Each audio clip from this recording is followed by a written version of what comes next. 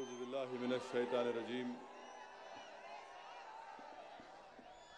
बिस्मिल्लाहिर्रहमानिर्रहीम। अस्सलामु अलैकुम वरहमतुल्लाहि वबरकातुहू।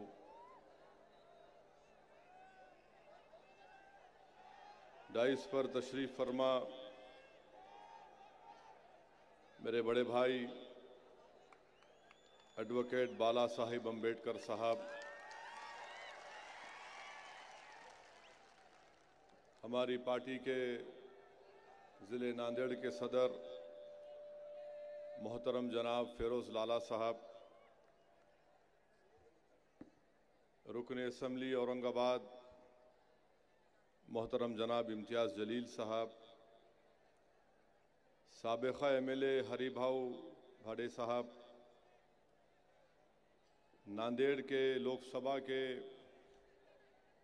वंचित बहुजन आघाड़ी के उम्मीदवार डॉक्टर प्रोफेसर यशपाल बिंगे साहब, अमित भाई साहब, डॉक्टर संगारत्ना कुरे साहब, मोहन राठौड़ साहब, शिवाजी गेडेवाद साहब, बालाजी खिरदे पाटिल साहब, शिवानंद हैबतपुरे साहब, नांदेड़ शहर के MIM के सदर, मेरे पार्टी के रुफ़क़ा,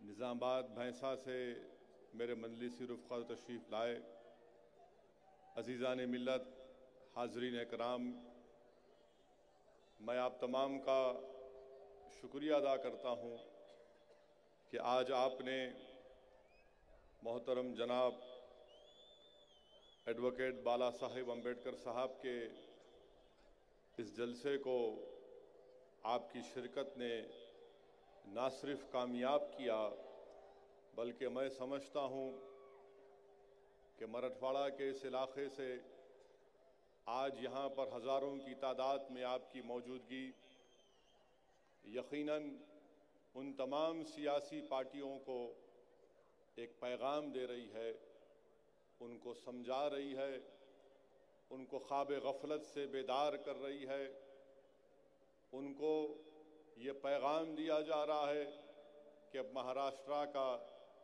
दलित, मुसलमान और OBC अब उन सियासी पार्टियों का साथ देने के लिए तैयार नहीं है जिन्होंने 70 साल से दलितों का इस्तेसाल किया, जिन्होंने 70 साल से मुसलमानों को डरा डरा कर उनका वोट हासिल किया, जिन्होंने 70 साल से OBC समाज को सिर्फ झूठे वादे कर कर उनका इस्तेसाल किया, उनको इस्तेमाल किया।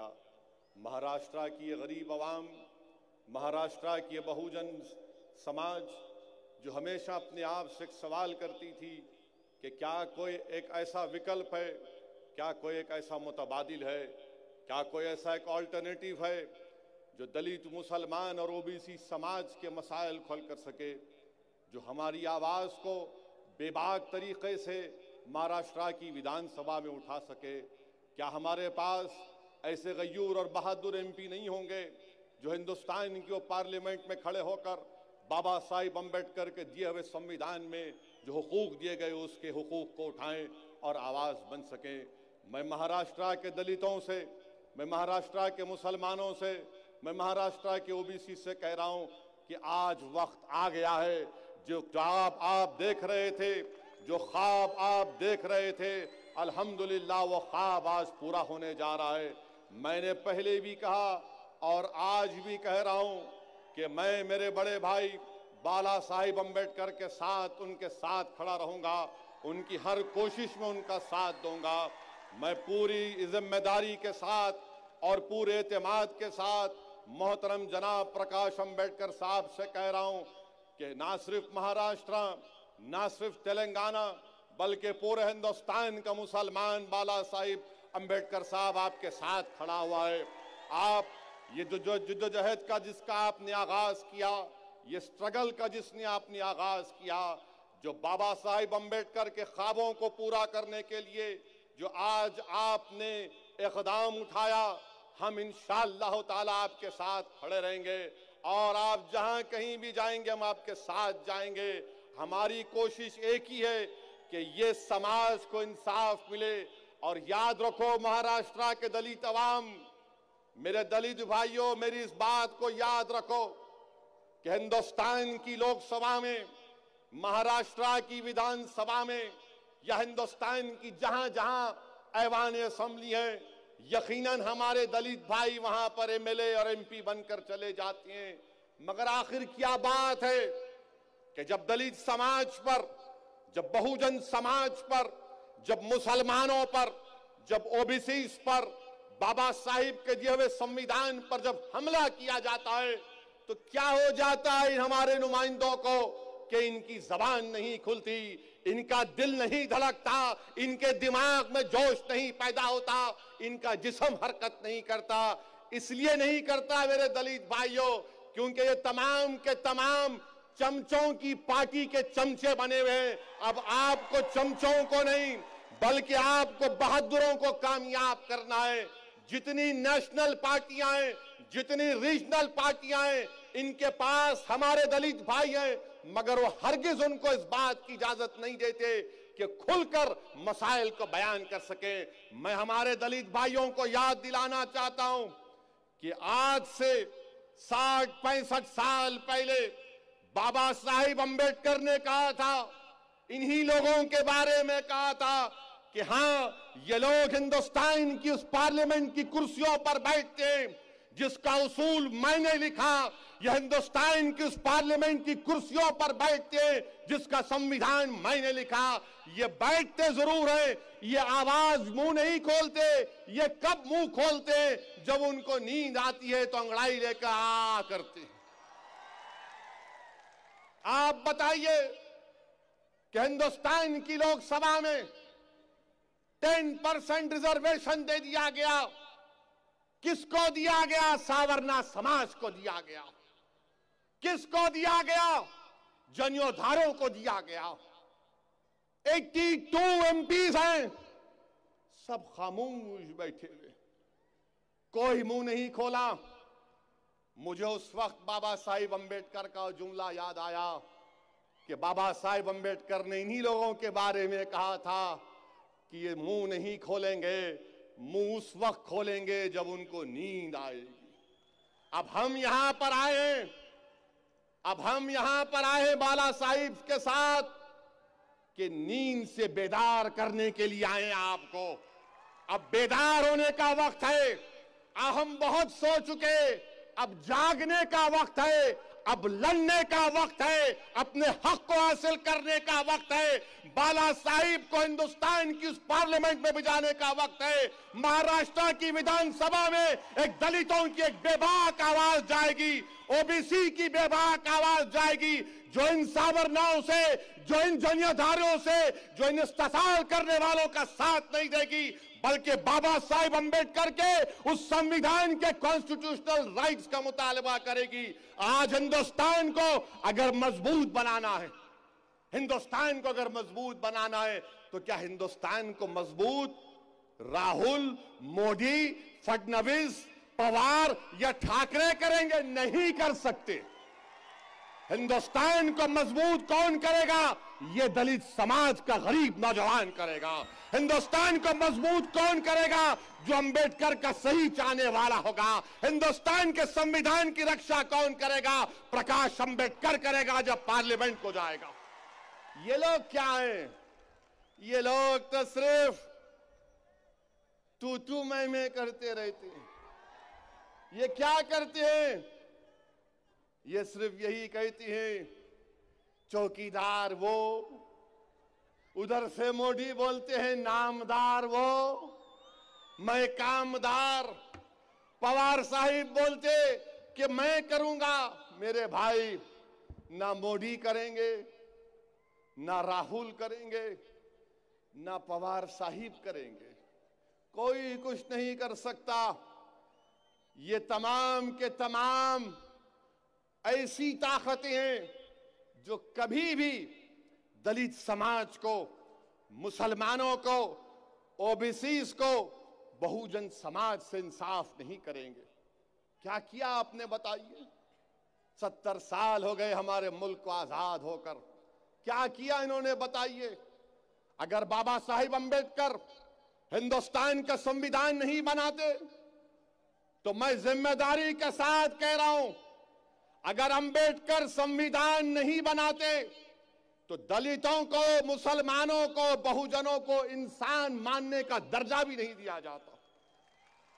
अगर आज हिंदुस्तान में दलितों को, एससीज को, आदिवासीज को अगर इंसान का दर्जा दिया गया, इसलिए दिया गया क्योंकि बाबा साहिब अंबेडकर ने संविधान में लिखा कि जो हिंदुस्तान का शहरी है वो इंसान है, वो ह्यूमन बीइंग है। बाबा साहिब ने लिख दिया कि सब फर्स्ट क्लास सिटीजन है, कोई सेकंड क्लास सिटीजन नहीं होगा। ये बाबा साहिब अंबेडकर का संविधान कहता है, ये उन्होंने बनाया है। और आज मैं आपसे कह रहा हूं कि बाबा साहिब के उस ख्वाब को पूरा करना है। और क्या ख्वाब है? बाबा साहिब ने संविधान में लिखा, लिबर्टी, इक्वालिटी, फ्रेटर्निटी, जस्टिस, समानता, इंसाफ, भाईचारा। ये कैसे हासिल होगा? बाबा साहिब जानते थे कि मुल्क आजाद हो जाएगा। बाबा साहिब जानते थे ये तमाम के तमाम जालिम लोग मुझे कामयाब होने नहीं देंगे। इसीलिए बाबा साहिब अंबेडकर ने संविधान में लिख दिया कि समानता को हासिल करो, भाईचारे को हासिल करो, इंसाफ के लिए लड़ो, आजादी के लिए लड़ो। कि मैं आपसे आज पूछना चाहता हूं, क्या आप तैयार हैं बाबा साहिब अंबेडकर के इस ख्वाब को पूरा करने के लिए? क्या आप आजादी चाहते हैं? किससे आजादी चाहते हैं? हम आजादी चाहते हैं मोदी से, हम आजादी चाहते हैं राहुल से, हम आजादी चाहते हैं पवार से, हम आजादी चाहते हैं ठाकरे से, हम आजादी चाहते हैं फडणवीस से, हम तमाम जुल्म करने वालों से आजादी चाहते हैं। क्या आप तैयार हैं? तो आजादी मिलेगी आपको। और मेरे भाई, सिर्फ नारा मत लगाओ कि बाला साहिब अब आगे बढ़ो, हम तुम्हारे साथ। हम तो आगे बढ़ चुके हैं, पीछे हटने का सवाल ही पैदा नहीं होता इंशाअल्लाह ताला। पीछे हटने का सवाल ही पैदा नहीं होता। आगे बढ़ेंगे, मुकाबला करेंगे, जिद्दोजहद करेंगे, कुर्बानी देंगे। हमारे बस में जो है वो तमाम वसाइल को इस्तेमाल करेंगे। जीतना हारना ये मुकद्दर फैसला करेगा। मगर मैं आपसे कह रहा हूं, अगर आप अपने दिलो दिमाग में इस बात को पैदा कर लेंगे कि हम आजादी चाहते हैं, हम भाईचारा चाहते हैं, इसीलिए ये बहुजन अघाड़ी वंचित ये बनाया गया कि भाईचारा पैदा किया जाए। मेरे भाई, भाईचारा पैदा करना है। हमारी कोशिश क्या है कि इंसाफ हो। बाबा साहिब ने लिखा संविधान में जस्टिस, इंसाफ हो। बाबा साहिब ने लिखा इक्वालिटी, मसावात हो, समानता हो। ये क्या किया इन्होंने बताइए आप। हमको सिर्फ कहती हैं कि हमारे बड़े भाई प्रकाश अंबेडकर साहब ने जब ये वंचित बहुजन अघाड़ी बनाया तो फौरन कांग्रेस के पास से आवाज आई कि ये वोट काटने के लिए बनाया गया है। एनसीपी के लोग कह रहे हैं ये बी टीम है। मेरे भाई, थोड़े दिन पहले, बल्कि 1 महीना पहले तेलंगाना में असेंबली का इलेक्शन हुआ। क्योंकि हम यहां पर हमारे बड़े भाई बाला साहिब की तायीद कर रहे हैं, तो ये तमाम के तमाम जनियोधारियों को, ये तमाम के तमाम हिंदू नेशनलिज्म की बात करने वालों को मैं इंडियन नेशनलिज्म की बात करता हूं। मैं हिंदू नेशनलिज्म की बात नहीं करता, मैं इंडियन नेशनलिज्म की बात करता हूं। क्यों करता हूं? क्योंकि बाबा साहिब ने हमको ये कहा कि Indian nationalism is relevant. Telangana में इलेक्शन हुआ तो राहुल गांधी भी टपक गए, मोदी भी पहुंच गए, योगी भी पहुंच गए, फडणवीस भी पहुंच गए, सब पहुंच गए। और सब ने कहा कि हैदराबाद से MIM को कामयाब होने नहीं देंगे। इसको यहां पर रोकना पड़ेगा। ये महाराष्ट्र जाकर प्रकाश अंबेडकर को अपना बड़ा भाई मानकर मजलूम दलितों के इंसाफ की बात कर रहा है। इसको हैदराबाद में हम रोक देंगे। मैंने उस वक्त भी कहा और आज भी कह रहा हूं कि तुम क्या, तुम्हारी पूरे लोग भी आ जाओगे तो तुम मेरा बाल बीका नहीं कर सकोगे इंशाअल्लाह। मोदी एक बार नहीं 2-2 बार आए, अमित शाह एक बार नहीं 3-3 बार आए, राहुल गांधी 3-3 मर्तबा आए, योगी भी आए। सबने कहा देखो आ रहे हैं। मैंने कहा हां, जब एक मर्द खड़ा हो जाता है गरीब आवाम के लिए तो तमाम के तमाम एक होकर आते हैं। आज महाराष्ट्र में एक मर्द मुजाहिद खड़ा हुआ है, वो है प्रकाश अंबेडकर, जो मर्द बनकर, जो बहादुरी के साथ और पूरी इंटेलेक्चुअल ऑनेस्टी के साथ इस गरीब और मजलूम समाज के इंसाफ के लिए लड़ रहा है। इसमें हमारा कोई जाती मफाद नहीं, हम यही चाहते हैं कि इंसाफ मिले। तो मेरे भाई तेलंगाना को आए, हैदराबाद को आए, राहुल गांधी आकर बोले ओवैसी बी टीम है। लोगों ने पूछा किसकी टीम, तो कहा बीजेपी की बी टीम है। 2 दिन के बाद राहुल ने यूं किया, हमने समझा कि कुछ खरगोश निकलेगा, कुछ नहीं निकला, कहा सी टीम है।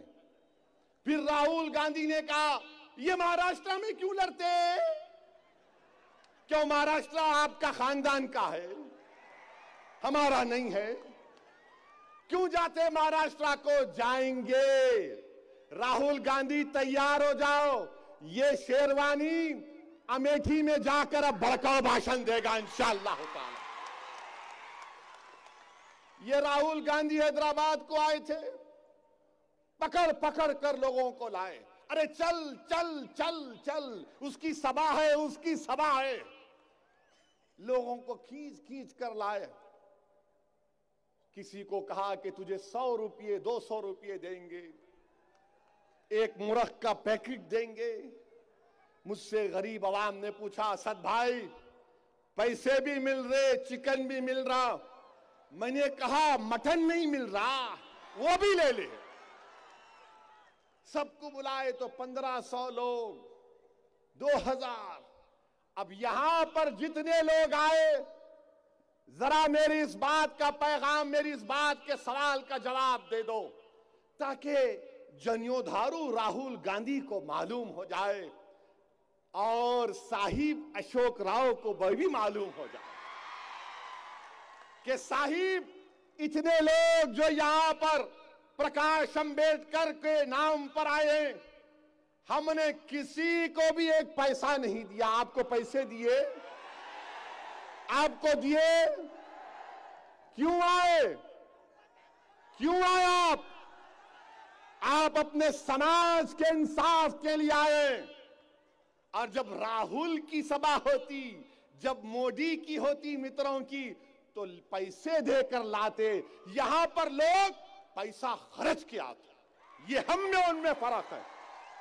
ये हमारी पहली कामयाबी। और हैदराबाद में तो टाई टाई हो गया इनका। राहुल गांधी बोले B team, Rahul Gandhi B team बोले तो तेलंगाना की आवाम ने कहा कि कांग्रेस का ऐसा हाल करेंगे कि टीम भी नहीं कहलाएगी। 119 सीट में से कांग्रेस शायद कोई 90 सीट पर लड़ी। और मेरे प्यारे, ये मेरे ख्याल से कुछ 18 जीते, 18 जीते, 18 जीते। समझ में नहीं आया उनको। B team.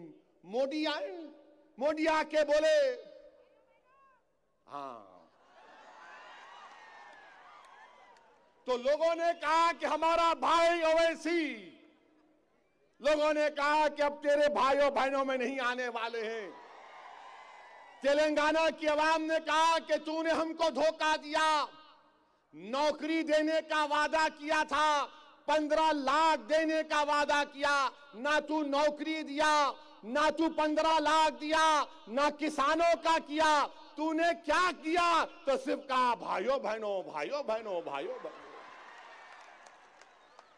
लोगों ने कहा बस, अब बस कर दे, अब मत बोल, मत बोल, मत बोल, अब तू जा जा जा जा। ये कर दिए। योगी आए, योगी आके बोले मैं ओवैसी को हैदराबाद से भगा दूंगा। हमने कहा क्या आपका हैदराबाद? तो तेलंगाना की आवाम ने जवाब दे दिया।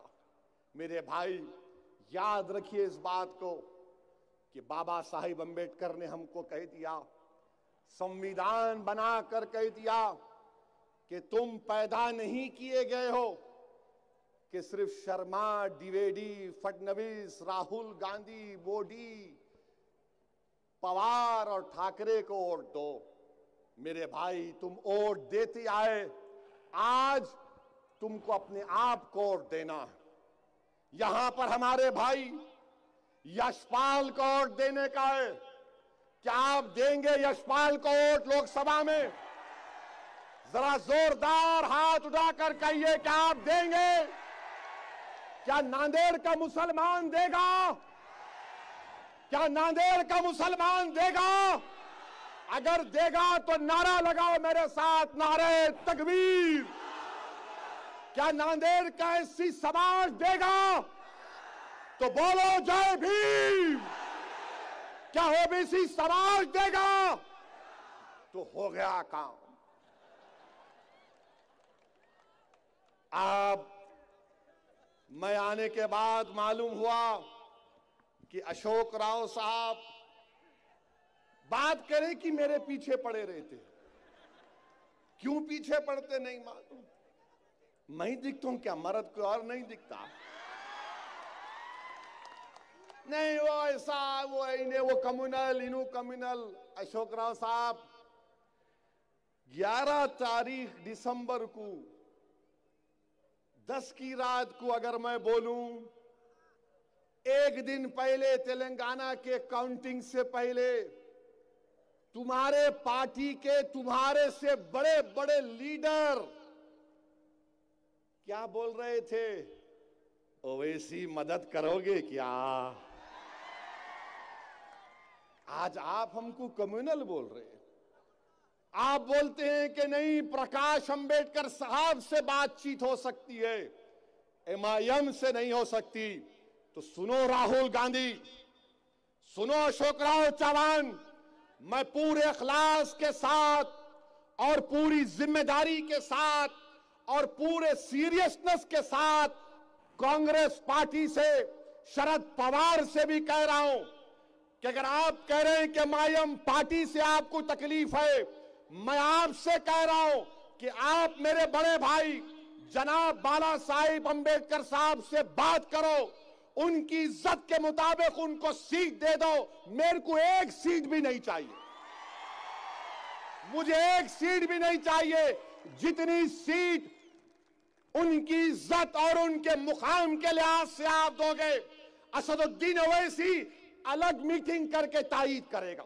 मैं तुम्हारे डाइस पर भी नहीं आऊंगा। चलो बताओ अशोक राव, तुमको कबूल है? जवाब दो अशोक राव। तुम बड़ी बड़ी बातें करते हो, आज मैं तुमको ऑफर दे रहा हूं कि हमको जरूरत नहीं है एक सीट की भी। तू हमारे बड़े भाई को, बाला साहिब अंबेडकर साहब को उनके मुकाम, उनकी इज्जत के मुताबिक उनका मुकाम दे दो। हमको कुछ नहीं चाहिए, हमको कुछ नहीं चाहिए। मैं एक फकीर हूं, अल्लाह ने मुझे बहुत कुछ दिया। मेरा मकसद यहां पर आना, मेरे भाइयों सुनो, मेरी बहनें सुनो, मैं यहां पर अपनी ताकत के लिए नहीं आया हूं। अल्लाह जानता है मैं यहां पर इसलिए आया हूं कि कल जब मैं मरूंगा तो मुझे अल्लाह के पास जवाब देना है। अल्लाह मुझसे पूछेगा कि तुझको इज्जत दी गई, तुझको मकबूलियत दी गई, तुझको बोलने की आवाज दी गई, तुझे जबान दी गई, बता तूने क्या किया। मैं यहां पर इसलिए आया हूं, सुनो मेरी बात को, कि हिंदुस्तान के मुसलमानों पर बाबा साहेब अंबेडकर का एक बहुत बड़ा कर्ज है हमारे कंधों पर। मैं उस कर्ज को उतारने को आया हूं। मैं इस गरीब दलित और ओबीसी समाज के इंसाफ के लिए आया हूं। अशोक राव साहब, मुझे महाराष्ट्र का चीफ मिनिस्टर बनने का शौक नहीं है। अशोक राव साहब, मुझे राहुल गांधी की तरह हिंदुस्तान का वजीर आजम बनने का ख्वाब नहीं देखता हूं मैं। मेरे जिंदगी का मकसद एक ही है कि जब इस दुनिया से चला जाऊं तो लोग ये कहें कि हां, ये वो शख्स था जिसने गरीब, एससी, आदिवासी और बहुजन समाज के लिए काम किया, लड़ता रहा उनके इंसाफ के लिए। मुझे ये लाल बत्ती की गाड़ी का शौक नहीं है अशोक राव साहब, वो आपको मुबारक। मगर मेरे को अब डाउट हो गया कि वो लाल बत्ती भी आएगी या नहीं आएगी आपको। जो इतनी बड़ी तादाद में नांदेड़ शहर में एक पैसा दिए लोग जब जमा हो गए हजारों की तादाद में, तो यह एक इनकलाब का पैगाम, यहां से एक इनकलाब पैदा होगा और वो इनकलाब लाना जरूरी है। अब इनकलाब बंदूक गोली से नहीं आएगा। यही चीज बाबा साहेब अंबेडकर ने हमसे कहा कि अब इनकलाब बंदूक गोली से नहीं, इनकलाब वोट के जरिए लाओ, वोट के जरिए लाओ। ये लोग क्या बोलते, ये जन्यधारू, ये हिंदू नेशनलिस्ट कहने वाले, ये हमसे कहते हैं कि वोट के जरिए नहीं, तुम हमको गुलामी करो। और हम आपसे कह रहे हैं कि गुलामी नहीं करेंगे। अगर हिंदुस्तान की इस लोकसभा में जब 10% का रिजर्वेशन का कानून बन रहा था, अगर मेरे बड़े भाई बाला साहेब अंबेडकर के साथ एक 4-5 एमपी होते, ये खड़े हो जाते और खड़े होकर कहते कि तुम कानून नहीं पास कर रहे हो, तुम बाबा साहेब अंबेडकर को धोखा दे रहे हो, तुम धोखा दे रहे हो। रिजर्वेशन कोई गरीबी हटाओ प्रोग्राम नहीं है। रिजर्वेशन कोई गरीबी हटाओ प्रोग्राम नहीं है। रिजर्वेशन बाबा साहिब ने कहा कि जस्टिस के लिए, उस समाज के लिए जिस पर तुमने 2000 साल तक जुल्म किया। रिजर्वेशन उस समाज के लिए जिसका हमारे दंगर भाई मुतालबा कर रहे हैं, उनको मिलना चाहिए, इंसाफ का तकाजा। और फिर ये बोलते कि नहीं, मजहब के नाम पर मुसलमान को नहीं मिल सकता। अरे मैं मजहब के नाम पर नहीं कह रहा हूं, मैं मेरे सोशल और एजुकेशनल बैकवर्डनेस के नाम पर, बॉम्बे की हाई कोर्ट ने कहा कि महाराष्ट्र के मुसलमानों को उसमें जो 50 जाते हैं उनको मिलना चाहिए, आप नहीं देते। इंदिरा सानी ने कहा था, सुप्रीम कोर्ट के जजमेंट ने कहा था कि अगर पूरा समाज बैकवर्ड है तो उसको रिजर्वेशन मिल सकता। मेरे भाई धोखा दे रहे हैं, ये बीजेपी और कांग्रेस धोखा दे रहे हैं। ये कभी भी नहीं चाहते कि एससी, एसटी, ये मुसलमान, हमारे ओबीसी, हमारे दंगर भाई से इंसाफ हो। ये सिर्फ यही चाहते हैं, इनका वोट लो, वोट लो, वोट लो और राज करो। अब नहीं चलेगा, वोट भी हमारा होगा और राज भी हमारा होगा इंशाअल्लाह ताला। वोट हमारी ताकत है। और जो लोग बोल रहे हैं आपसे, ये ओवैसी आकर भड़काऊ भाषण देकर वोट को काटेगा, प्रकाश अंबेडकर वोट काटेंगे, याद रखो, अगर तुम इस तरह की सोच से मुतासिर हो जाओगे तो तुम बाबा साहेब अंबेडकर के दोस्त नहीं, तुम दुश्मनी कर रहे हो। अगर तुम बाबा साहेब अंबेडकर को मानने वाले हो तो दो अपने आप को वोट, प्रकाश अंबेडकर को नहीं, मेरे भाई यशपाल को नहीं, अपने आप को दो। तुमने 70 साल नेहरू परिवार को दिया, तुमने 30 साल पवार परिवार को दिया, तुमने 40 साल ठाकरे परिवार को दिया। अरे महाराष्ट्र के मेरे एससी भाइयों, मेरे महाराष्ट्र के आदिवासी भाइयों, मेरे महाराष्ट्र के दंगर भाइयों, मेरे महाराष्ट्र के मुसलमानों, क्या तुमने कभी अपने आप को वोट दिया? सोचो, अपने दिल पर जोर डालकर सोचो। घर को जाओ, घर में बैठकर सोचो कि क्या मैंने वोट दिया अपने आप को? तुमने अपने आप को वोट नहीं दिया। अगर आज किसी एक दलित औरत की इज्जत लूटी जाती है, सुनो मेरे सी भाइयों, हिंदुस्तान में हमारे वतन अजीज में रोज 4 दलित औरतों की रेप होता है। तुमने किसको वोट दिया? पूछो। तुमने रेप करने वालों का साथ दिया। आज आपसे कह रहा हूं, अगर अपनी बहनों को, अपनी बेटियों को बचाना है, अपने दलित नौजवानों के मुस्तकबिल को, फ्यूचर को बचाना है, दंगल समाज के गयूर नौजवानों, तुम्हारे हाथ में लकड़ी है तो वो लकड़ी बकरियों के लिए नहीं है, वो लकड़ी संविधान के हक के लिए भी इस्तेमाल करने का वक्त आया। इस लकड़ी को बताओ और बोलो, ये लकड़ी है। क्यों है? क्योंकि हमारी ताकत। मैं मुसलमानों से कह रहा हूं, कब तक तुम ये कांग्रेस की धोखेबाजों में आते रहोगे? ये कब तक तुम कांग्रेस के दिल फरेब बातों में आते रहोगे? नहीं, अब उन्हीं है ना। कहां है हमारे पास? अरे तुम्हारे सामने इतना लंबा चौड़ा आदमी खड़ा है, तुम्हारे सामने तुम्हारा गुलाम खड़ा है, तुम्हारे सामने ऐसा शख्स खड़ा है जिसको ओहदों की जरूरत नहीं है, जिसको लाल बत्ती की गाड़ी का ख्वाब नहीं है। जी मेरी नीयत में नहीं, मेरी जिंदगी मकसद ये है कि गरीब से इंसाफ हो, और तकारीर से नहीं होगा, नारों से नहीं होगा, वो वोट से होगा।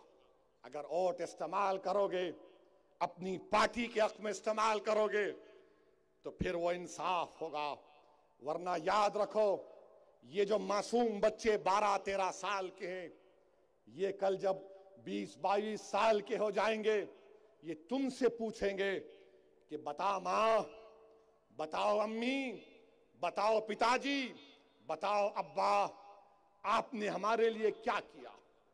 तुम क्या जवाब दोगे इन बच्चों को? अगर इनका मुस्तकबिल अच्छा करना चाहते हो तो फिर आपको बदलाव लाना पड़ेगा।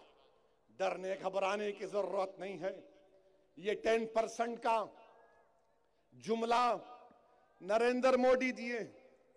हम हिंदुस्तान के प्रधानमंत्री से जानना चाहते हैं, हम मित्रों से पूछना चाहते हैं, मिस्टर प्राइम मिनिस्टर, क्या ये बात सच नहीं है कि हिंदुस्तान में 40 सेंट्रल यूनिवर्सिटीज हैं? 40। और उसमें कितने ओबीसी के पोस्ट हैं? 27% रिजर्वेशन। कितने ओबीसी के पोस्ट हैं? तो मालूम हुआ सिर्फ 14%। जो ओबीसी लीडर कांग्रेस में हैं, बीजेपी में हैं, शिवसेना में हैं, पवार फैमिली में हैं, आप बताओ। ये पूरे 40 सेंट्रल यूनिवर्सिटीज में असिस्टेंट प्रोफेसर ओबीसी के 14%। 1125 प्रोफेसर हैं। कितने शेड्यूल कास्ट हैं? खाली 39 है। आप बोलो इंसाफ है ये? शेड्यूल ट्राइब खाली 8 है। 1125 प्रोफेसर हैं 40 सेंट्रल यूनिवर्सिटी में, और हिंदुस्तान के वजीर आजम बोल रहे मैं करूंगा इंसाफ, सबका साथ सबका विकास है तेरा, सबका साथ सबका विकास।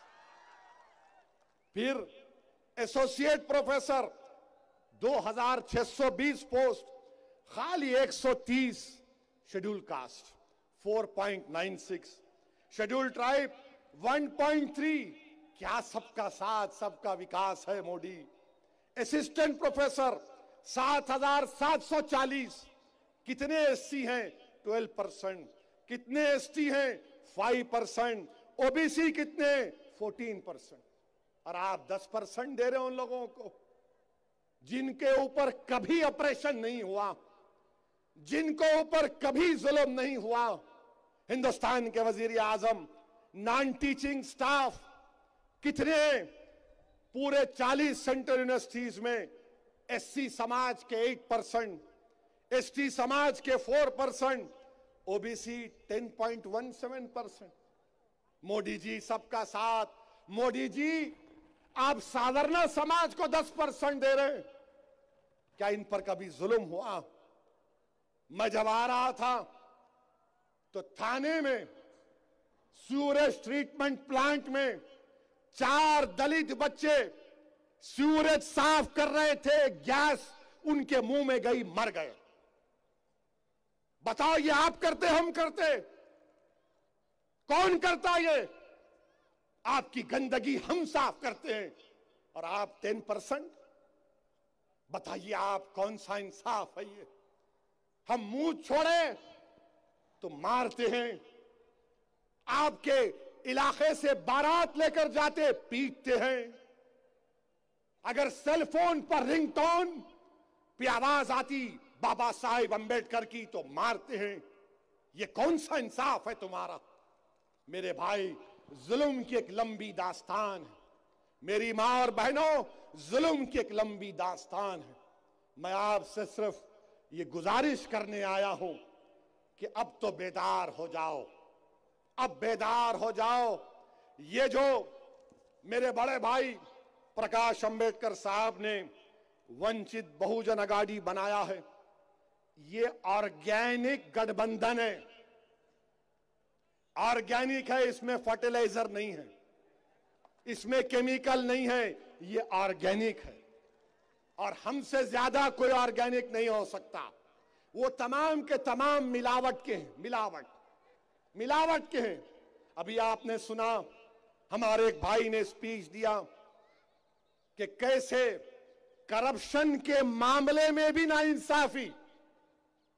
जब कांग्रेस एनसीपी की सरकार थी तो सबने मलाई लूट कर खाया, जब मलाई खत्म हुई तो दही खा लिए, जब दही खत्म हुई तो दूध पी लिए, जब दूध खत्म हो गया तो भैंस को लूट कर भगा कर लेकर गए,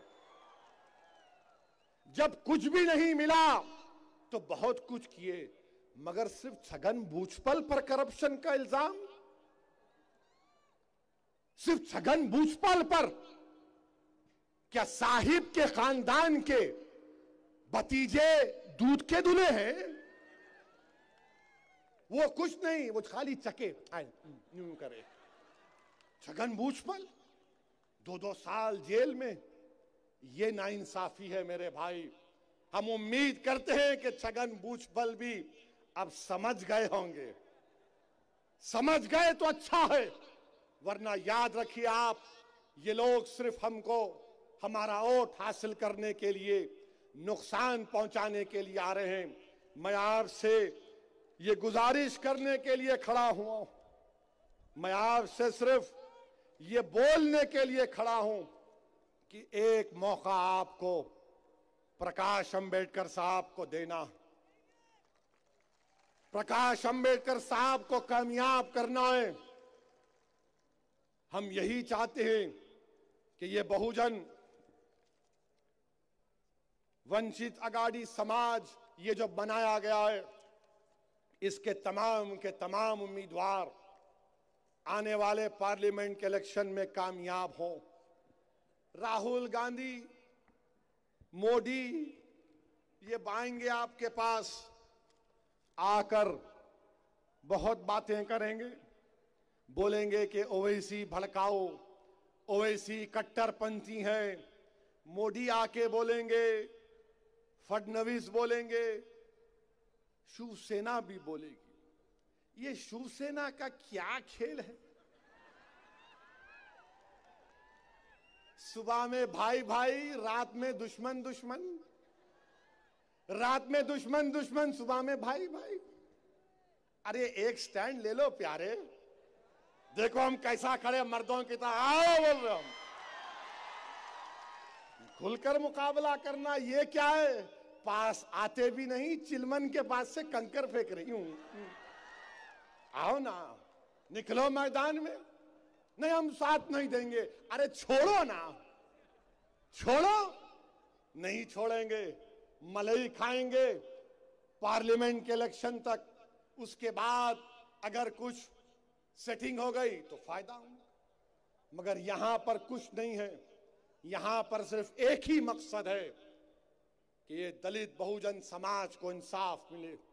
हिंदुस्तान के वजीर आजम मोदी के बारे में क्या बोलूं मेरे भाई।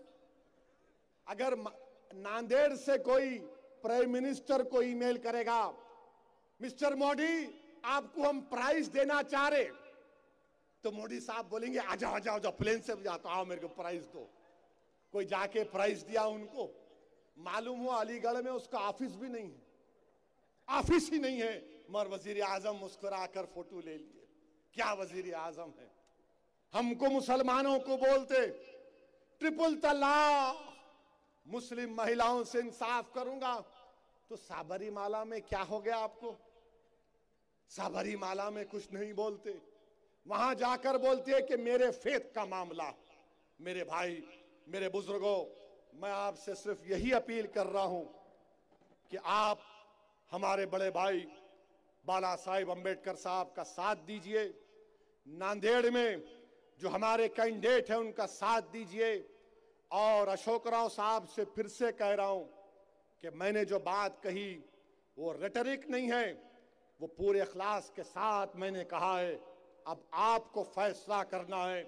मेरे भाई, मुत्तहिद रहिए, प्रकाश अंबेडकर साहब को मजबूत करिए। शुक्रिया, खुदा हाफिज।